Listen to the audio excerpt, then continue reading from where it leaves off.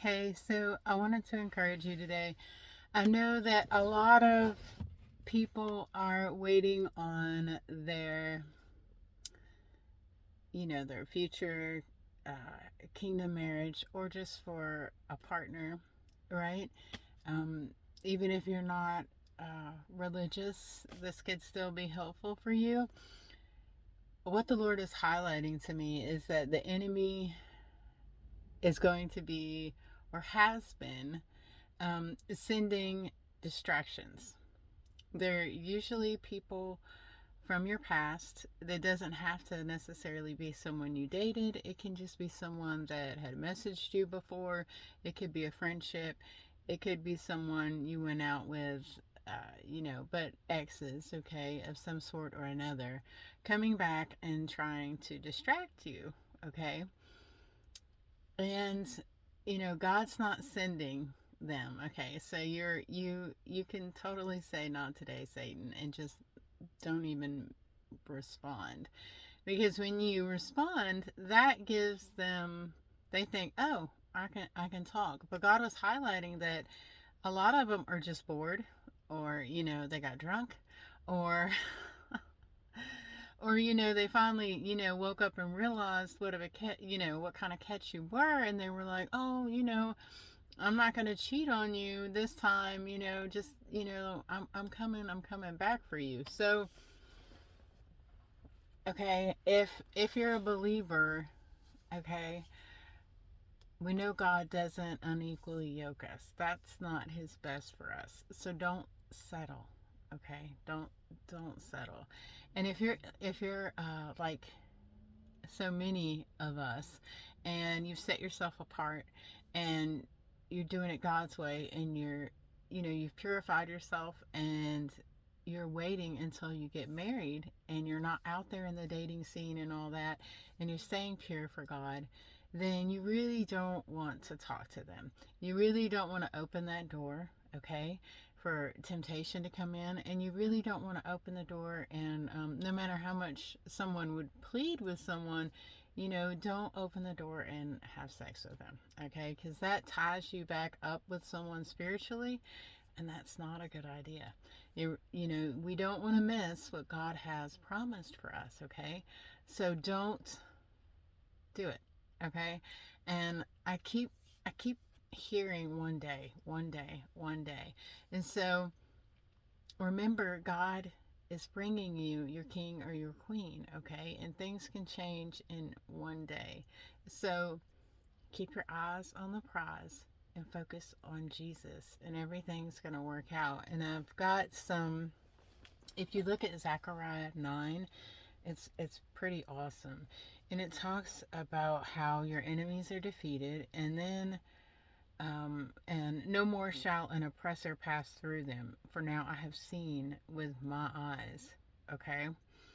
And that's in verse 8. But I really love, and you should read the whole chapter. I think it's really good. 8 is good as well, chapter 8. Well, the whole Bible's good. What am I saying? But anyway, in 9, verse 9, it says, rejoice greatly, O daughter of Zion. Shout, O daughter of Jerusalem. Behold, your king is coming to you. He is just and having salvation, lowly and riding on a donkey, a colt, the foal of a donkey. Okay, so this person has salvation. Okay, the person has salvation. I know this is a reference to, a prophecy being fulfilled about Jesus, but in terms of the partner God's going to have for you, your kingdom spouse, they're going to have salvation. That's not even in question, okay? And they're humble, right?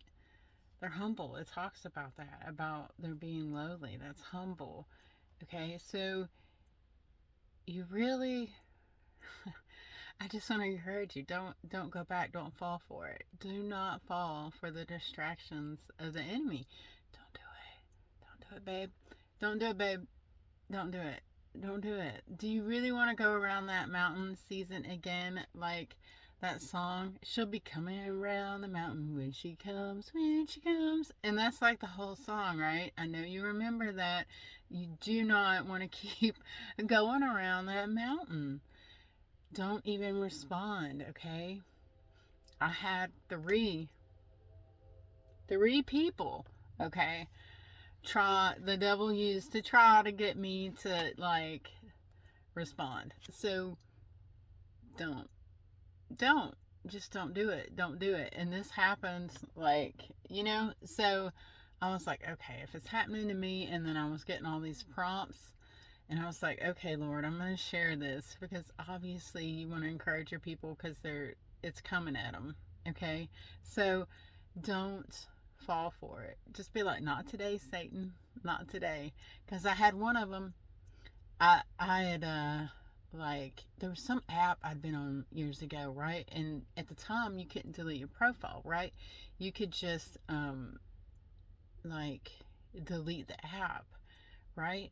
And some notification popped up in my email, and like somebody had added me on there as a friend, and I was like, not today, Satan. I got mad. I'll be honest. Righteous indignation welled up in me, and I was pissed. I was like, no, you are not, like, just, you know, I mean, not the person crawl back under the rock you came from, but you know what I'm saying spiritually. Like, go back under the rock from which you came, darkness, because no, I'm not, and you'll see once you say, okay, and you don't give them any leeway, it's pretty awesome. And you will see how God has really worked with you so you're not in that position, okay, that you used to be in, where you would be like,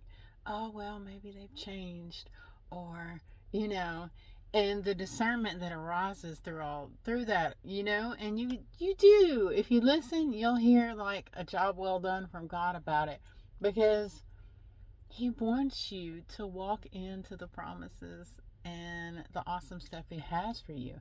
And if you're one of those people that are waiting for your kingdom spouse because you're excited about the ministries you're going to be doing together, that's even more awesome and beautiful, because y'all are going to be working together with God, and it's going to be awesome to spread his love and do all the kingdom business that he's got for you. So stay focused on the Lord and don't give the enemy an inch, okay?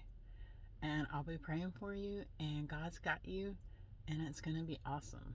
All right? I love you guys. Bye.